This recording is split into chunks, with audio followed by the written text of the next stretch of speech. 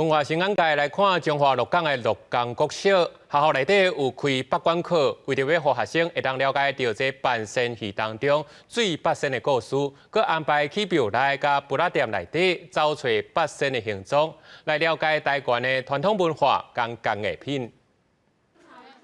学生囡仔伫庙内抬头看，找到八仙随翕相记录起来。中华鹿港的鹿港国校啊，甲文化局合作八关课，为着让学生啊更加进捌八关办仙戏、水八仙的故事，学校特别带学生去庙内布拉店坐所在，找找八仙的影子。老师咧上课的时有讲过八仙的故事，今仔日。 阮来鹿港找八仙伫倒位？我今仔日出来找八仙，有看到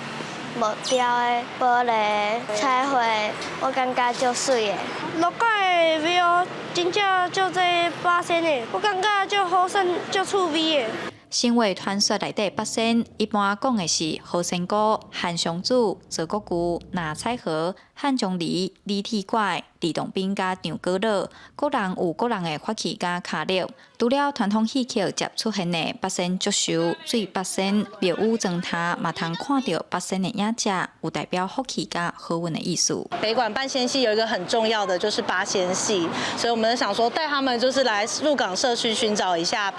各间庙八仙的踪迹，也顺便让他们认识一下鹿港社区有哪一些文化跟历史。八仙其实是庙宇啊，是咱邻家厝内底拢会使看到八仙的形影，啊有的是茶雕的，啊有的是绣旗，啊有的是彩画、金竹吹，拢会使看到足侪八仙在咱生活当中。 学校表示，透过找找八仙的过程，一来会当加深学生啊对民间信仰的认识，二来也会使看到雕刻、彩绘、刺绣不同创作方式的八仙，互囡仔了解台湾的传统工艺。记者杨淑晴综合报道。